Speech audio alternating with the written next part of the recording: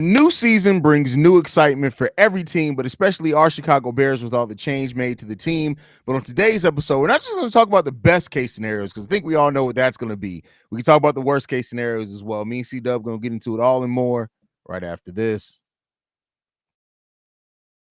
Chicago Bears Central, your number one place for all Chicago Bears news and content.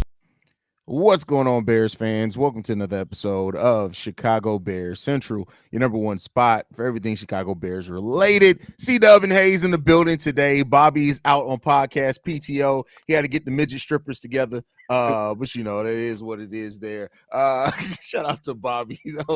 Dub, man, best and worst case scenarios. We're gonna start off with the good, because that's easier to talk about. But I want to talk also about, I want to spend some time talking about what could go wrong with this Bears season. The only reason I want to do that is to be prepared, because we are the Chicago Bears, and sometimes things don't go the way that we think they should go. But when you look at the best case scenario for the Bears, how you feeling about it coming into the season, brother?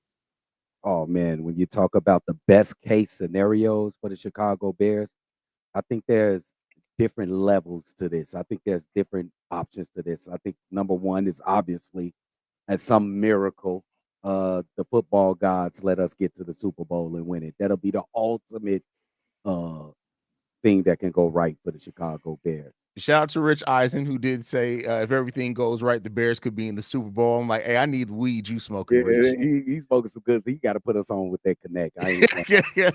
uh, but we ain't gonna go that far. We gonna be rational over here with the Chicago Bears Central, and even though we are poor for that, but we gonna be a little rational.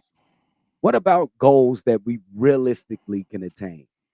Can we win the NFC North? Uh, if everything goes right, I think that's definitely in play. Uh, Numerous Pro Bowl selections. I think that's a goal, a positive that the Bears can get. And I would say more than 3 offensive players in the Pro Bowl would be a great thing for the Chicago Bears. I also would like to say,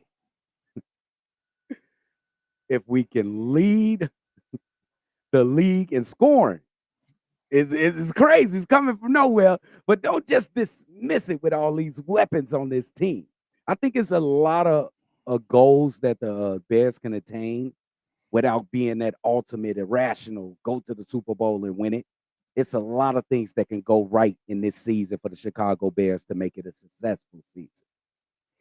Yeah, I mean, there's a lot that could go right for sure. I mean, you look at the talent that we have on the offensive side of the ball, regardless of your view, what your view is on how long it's going to take for it all to click right or not. There's some serious talent on that offensive side of the ball. I think the thing that I look at in best case scenarios for the Bears, like you said, is winning the NFC North would be a great one. I just want to see us. I don't care if we sneak in as a wild card. I just want to see us make some postseason play. I think that should be a big step for this team when you look at it. 3 wins, then the 7 wins. And then those 7 wins could have been 9, right? I think realistically, if you talk about some things breaking even for the Chicago Bears and better execution down the stretch, and that puts you almost in the playoffs last year. So yeah, this offense realistically is going to take a while to gel and get firing on all cylinders. But I think even with all that said, postseason has to be one of the goals for this team. And if they fall short of that, it depends on the reasons why they fall short. If they fall short because of injury, if they fall short because I guess injury is really looking at the main thing, then that could be something that I could excuse. But to me, this defense is way too goddamn good. And the offense has too much talent. We got to see how it's all going to come together. Too much talent for us to not be contending for a playoff spot this year. And also you could throw in those personal things that can go right, like individual, like Tevin Jenkins. I'm gonna even cut you some slack, Tevin. Give me 16 games. Give me 16 games this season. How about Caleb Williams? Can you get 30 TDs this season? Is that too much of a push? 3,500 yards, that too much of a push? How about DeAndre Swift? Can we get 1,100 yards? Can we get 11? You know, and it breaks down to that. Torrey Taylor, can you make the Pro Bowl? And I just put As that a punter? kicker. That's the kicker. You see that? Can he make the Pro Bowl? Yes. Y'all talking all this shit like he kicking it to the moon. Can he make the Pro Bowl? Yes. Listen, I have no doubts. Tory Taylor may be the best punter in the game Yes, of football this year. what the hell are you talking Bro, about? Tory Taylor may be the best punter in football this year, right away his rookie year. Bro, they try to troll me. Why y'all always trying to troll? Nobody's trying to troll you, bro. This is legit. Tory Taylor is damn near the best punter in college football history. Yes, he has the chance to be the best punter right away in the NFL. Stand these guys. It's not like he needs to learn scheme. Like, right. Like all jokes aside, like he ain't got to learn the scheme. He ain't got to learn the playbook. Kick the fucking ball. Like, you sound like me, Drip. You sound like me. But you try to make it seem like all they do is kick. It's a lot more of timing, placement, all that type of stuff that play into kicking it. But I'm just saying he doesn't necessarily have to learn the playbook. You just got to come out there and do what you do good. Yeah, you're right about that. I should never brought his ass up. Anyway, if we could get 7 sacks from the other side of the defensive line, how about that? Just to set that as the bar. 7 sacks from. Wait a minute, that's too easy. Can we get 10 sacks as a whole from whoever plays on the opposite end of Montez? As a collective, 10 sacks from one person. As a collective, I mean, I'll say this. As a collective, to me, the defensive line needs 12 to 15. Bro, what is going on with your audio, bro? Your audio situation is in the toilet right now, bro. You got feedback coming in, bro. It sounds like aliens talking to us, man. What we doing, man? See, you scream into that damn mic so much your mic hurting, bro. Your mic is hurting. Hold on, let me push some buttons. What happened was I got this lav card and I'm trying to make it work, bro. I ain't got it set right yet. So, is it that bad? I mean, when you got it sounds like aliens talking to you is kind of bad, bro. Like that's all I can say, bro. Hey, see, listen, you got it. Why ain't you hit me up when it comes to equipment? Don't be going buying equipment on your own, C-Dub. You should know better than that, bro. Don't be going buying equipment on your own, man. See, you done went rogue in the business for yourself, and now look at where we are. He said, "Don't buy equipment on your own, man. We're gonna have to get together after this or something. You gotta have to put me in some clues to get this shit right." Man. Oh man, that is hilarious. I don't even remember the point I was making anymore, man.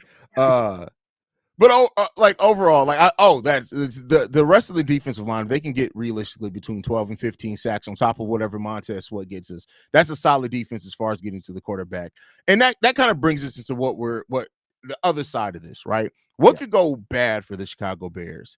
And of course, health, right? So we're not going to talk about health. Health is always the thing that could go bad for any team. It can literally take a good coming into a good potential season and make it a terrible season. So for the nature of the conversation, I'm going to assume, which is dangerous, that all of you guys understand that injury is the thing that could deter any team, right? So we understand that. I know Zeke is in here. He's a little remedial, but I think everybody can understand that injury is something that could definitely derail the team.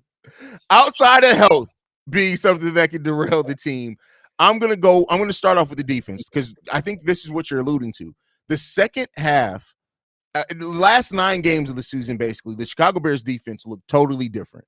Yeah. And a lot of us are believing that if they're going to start off the season there. But I'm going to say this: if that 9 games was a mirage and we don't act and we play more like the beginning of the season than at the end of the season, that can completely derail this season for the Chicago Bears if the defense isn't as good as it looked to end last season.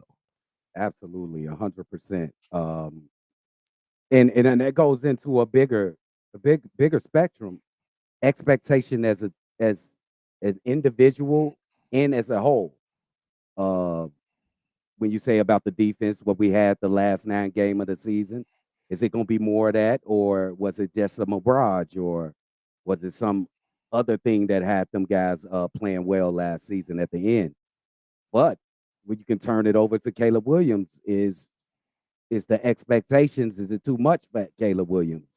Can he ever live up to all the expectations that we place upon the kid? Do we expect this offensive line to be better, but are they really going to be better with you? You supposed to be going one by one. You unloading the clip all in one. Did I sound like that?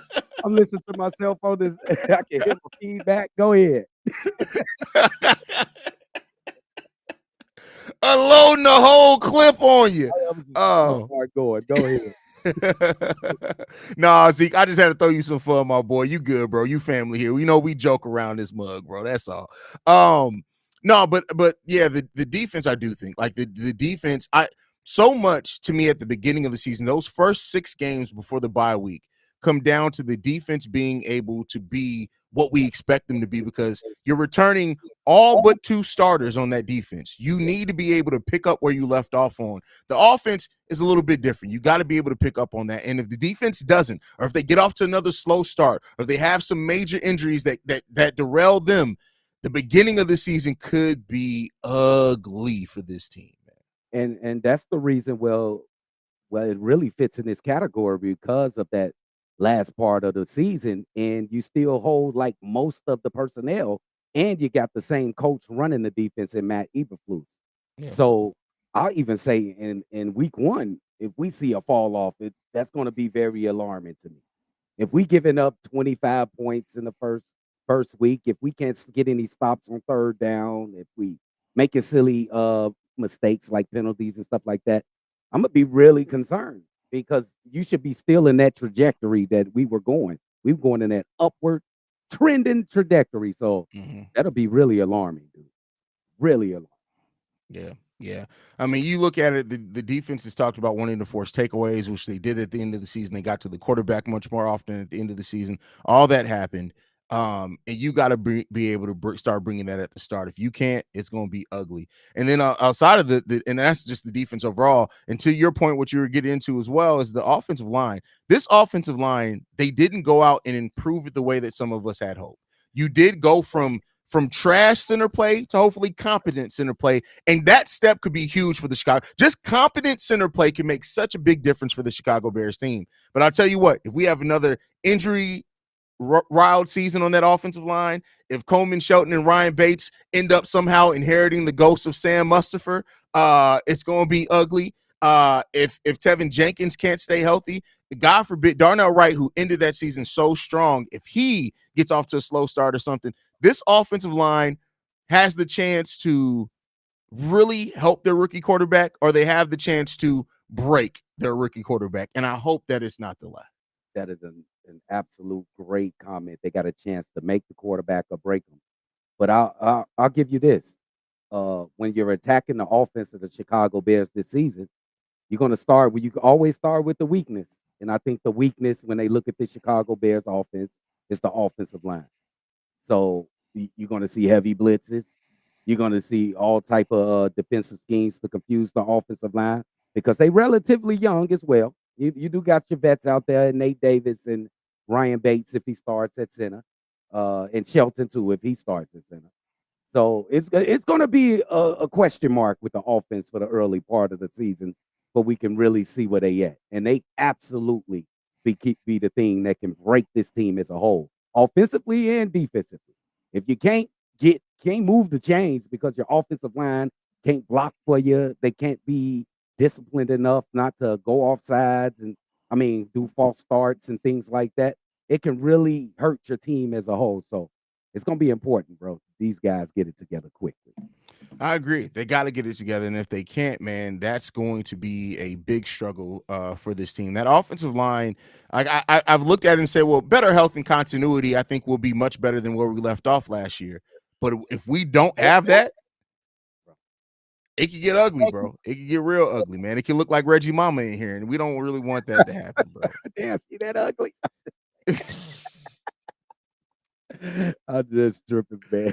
Nah. And then, of course, the last thing that I think could definitely go wrong, and I'm not going to put this just on Caleb. If our rookies look like rookies, yeah. And, yes, of course, the biggest one is Caleb. Rome, we have a little bit more buffer there of Rome Odunze for some reason, but I think playing him at the slot, he's going to be able to take advantage of every he's going to be the mismatch wide receiver. They're going to be able to, any type of mismatch they have, because I'll tell you what, there aren't going to be a whole lot of teams that have the depth of cornerback to cover everything that we have, but if for some reason a mixture between Keenan Allen being unhealthy, if that happens, and a mixture of Rome Odunze looking like a rookie, it could get ugly for you there. I think, and then as much as Austin Booker is not slated to be a starter, we'll see. I do think that we're going to end up having to use Austin Booker a lot, especially with how Eric Washington likes to rotate that defensive line. If those rookies, and Torrey Taylor, if those rookies don't get over the rookie hump or even have a huge rookie hump where it, and don't get me started on Caleb Williams. Like, I get it. I've given Caleb Williams a lot more grace than a lot of Bears fans. I know he's going to have mistakes. I always go to, hey, Peyton Manning looked like a human. His like less than a human. That motherfucker, his rookie year looked like absolute dog water and shit. Let's just be real. I was alive then. Some of y'all weren't. I remember the talk around Peyton Manning after his rookie year when they were saying, hey, maybe Peyton Manning was a little overrated.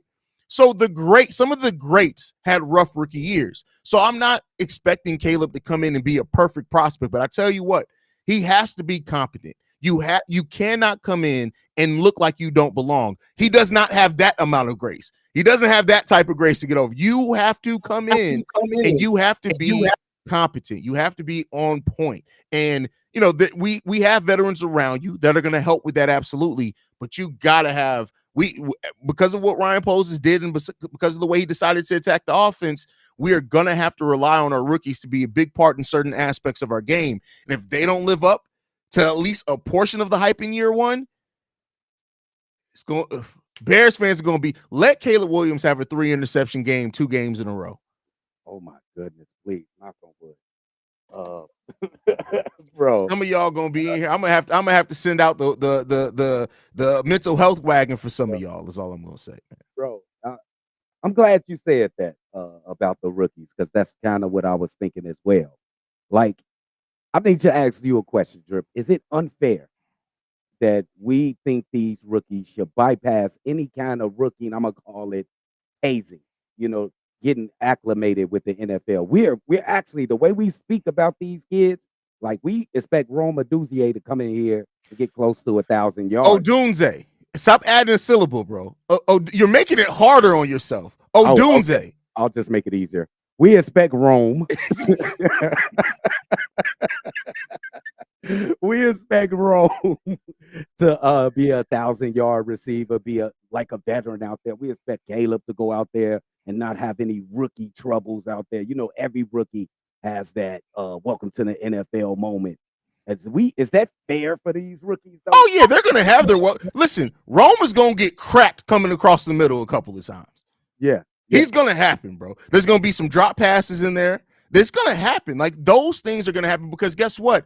Those happen to some of the best wide receivers in the league. 5 years into their career, they drop passes. So I'm not expecting him not to have that. It's just that we have to have more good than bad. Absolutely. So I still think that's a little extra burden for any rookie. I think there's more of an expectation than any rookie in the NFL this season. Can you say that? Yeah, because Bears fans are thirsty as fuck. Rightfully so. Bro. It's been a struggle, bro. 37 years of my life, bro. Oh. We've had 4 good seasons.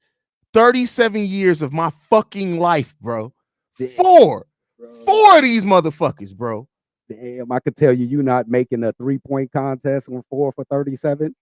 You ain't making the baseball team 4 for 37. 4. Yeah, bro. That's why, like I said, I don't always agree with some of the crazy expectations people have for the Bears rookies, but I understand them, because if you've been through a fraction of what I've been through, listen, we thirsty in this motherfucker, bro. Yeah. Can we get a drop of water, bro? What is the I already know Steve are gonna get on me. There's a passage in the Bible where somebody is burning in hell, and he was like, just dip your finger in the water and just let it drip on my tongue, because they were thirsty, bro. They burning in hell. That's where Bears fans are right now. I hope you got that right. I hope I got that right. It's something like that.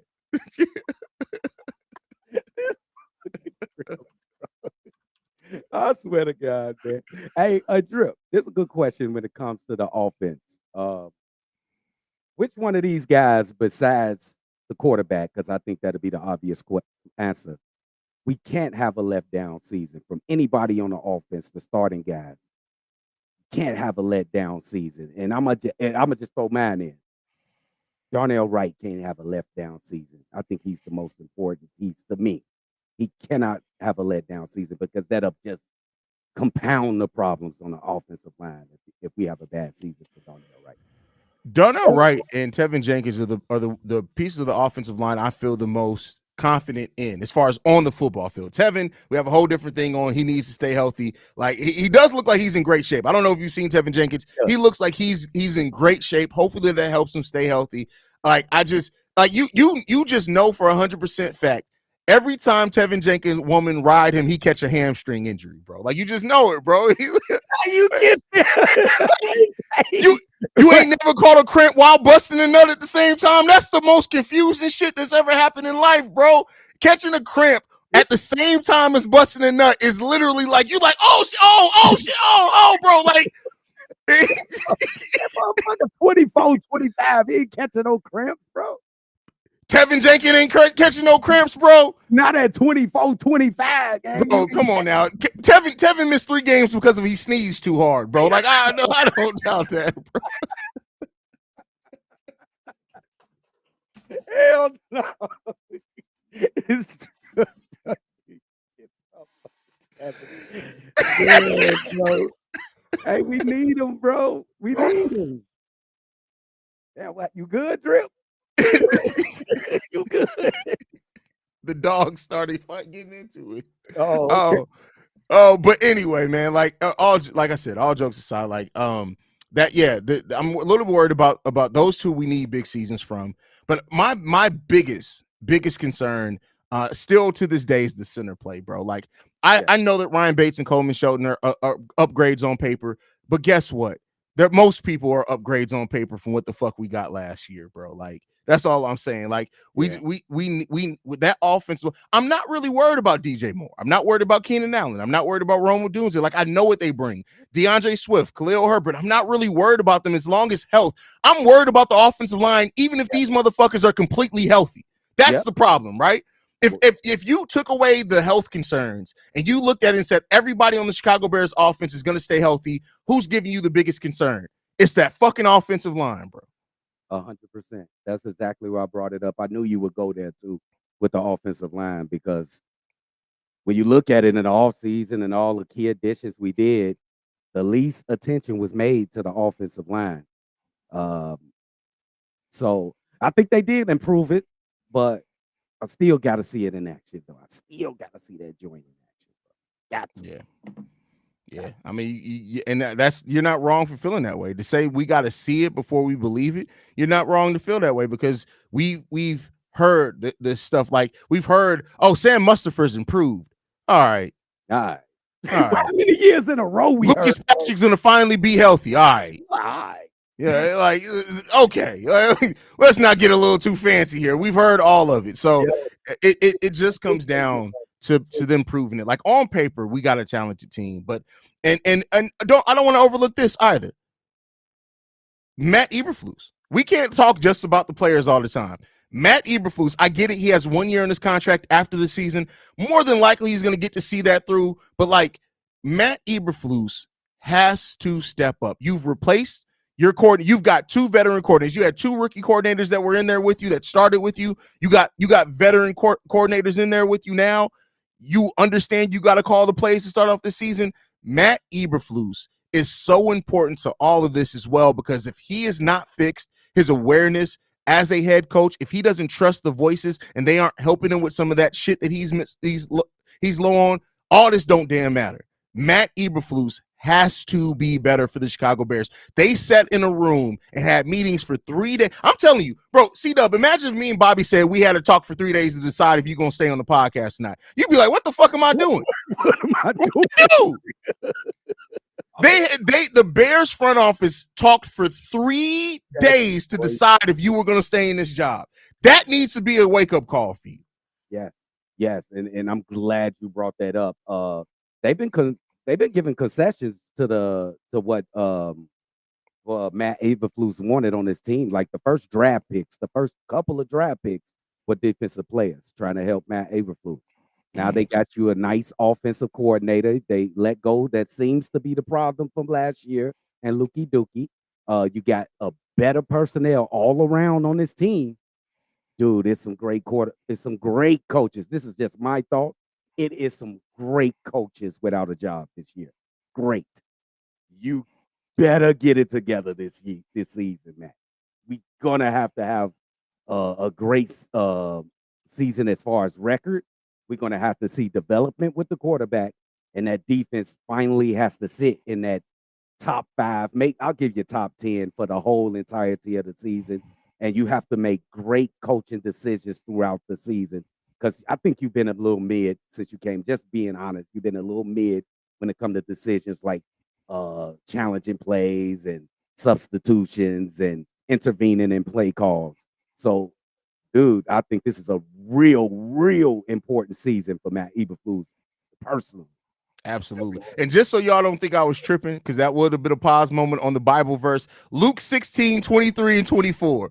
And in hell, he lift up his eyes to bring in torments and see Abraham from afar. And he cried and said, Father Abraham, have mercy on me and send Lazarus that he may dip his finger in water and cool my tongue, for I am tormented in this flame. Look at Shout out to Drip, bro. Shout out to Drip, man. Listen, I be knowing my Bible's a former deacon, but that is Bears fans right now. For I am tormented in this flame. We've been in hell for 37 years, bro. Talk to me, preach. Well, come on. Well, they got Drip on here preaching, y'all. What y'all talking about? Listen, it's Sunday service in this mug, girl. What are we talking about? So y'all get everything from the show. I'm sorry, bro. You get everything. He just gave you a quick 30-second sermon, bro. You could get it. It was cold too. It was cold. Listen, I had to look it up myself because I'm like, if I'm tripping on it, everybody gonna be like, "Hey, why did it say something some let it drip on the tongue?" Like I had to look.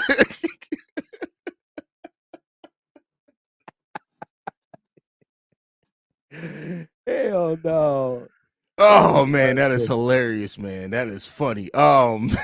Any other thoughts, C-Dub? Hey, no, man. Shout out to y'all. Get ready to watch Javon Dexter this season. That's the one I'm gonna guarantee, a personal C-Dub guarantee that he gonna be a standout this season. That's my guy this season. Dexter. That's that Javon Dexter making a leap this season would completely change because we know where Andrew Billings is solid, right? I don't want to overlook and act like he's solid. You know what he's going to bring every single day, but he's not explosive. He's not going to he's going to get a couple of sacks, but you're not looking at him to be the guy who's busting up quarterbacks, right?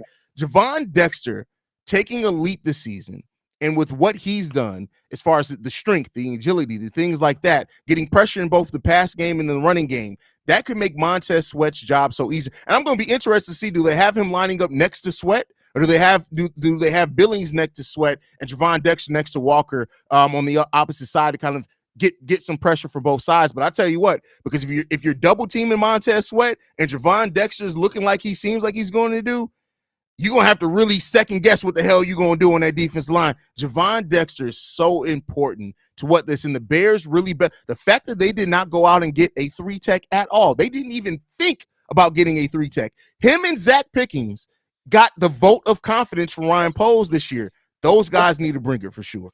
And I'm sure that the coaching staff, Matt Eberflus, and everybody on the defense talked to the Javon Dexter. This is the most important position on my defense. Matt Eberflus probably told him, we need you to do this, and that. Now, he came to minicamp or OTAs, what it was. He lost a lot of body fat. He looking lean and strong. I love that in a young player. That means he's ready to go get it. He's focused and he's hungry. I'm telling you, this kid is going to have a crazy season. Watch. Yeah, let's hope so. Jason says don't sleep on Keith Randolph either. We got to make sure he's going to make the team. He's not guaranteed to make the team yet, but I do think he's going to make. Listen, because like I've said before, Eric Washington, he used 52 combinations on the defensive line last year, and they didn't have nearly the depth that the Chicago Bears could have if they keep like a Keith Randolph. So yeah, you're going to see everybody. So I didn't know Randolph. Who was that? Zach Randolph? Keith Randolph. It's a guy out of Illinois. He's an undrafted free agent we signed. Oh, okay. He's a monster. Yeah. Oh, that kid from Illinois? Okay. Yeah. Okay. Let's see. Yeah, so yeah, we got to see what they're going to bring, man. I like a lot of what we have here, man. We just got to We gotta hope that it's gonna all come together on the in reality the way that it looks on paper. And let's hope that we're talking about a lot more wins. Keep in mind, we're going into our third season of this podcast. We've talked about a total of 10 wins over 2.5 years. Bro, that's depressing. It's not depressing because we kick it with the gang, the chat and Yes. shit. But damn, bro. Damn. That's bad, bro. 10 wins in 3 years, bro. Is nuts, bro. So Nuts. yeah, we haven't had a lot of wins to talk about. Let's hope that changes this season.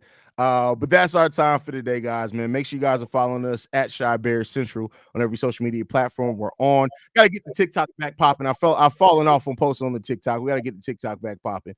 You can also send us any feedback, questions, comments, concerns, Chicago Bears Central, gmail.com. And then lastly, if you want to leave us a text message and our voicemail, 773-242-9336. We're the #1 spot for everything Chicago Bears related. We about this bitch. I'm about to go crack open a beer.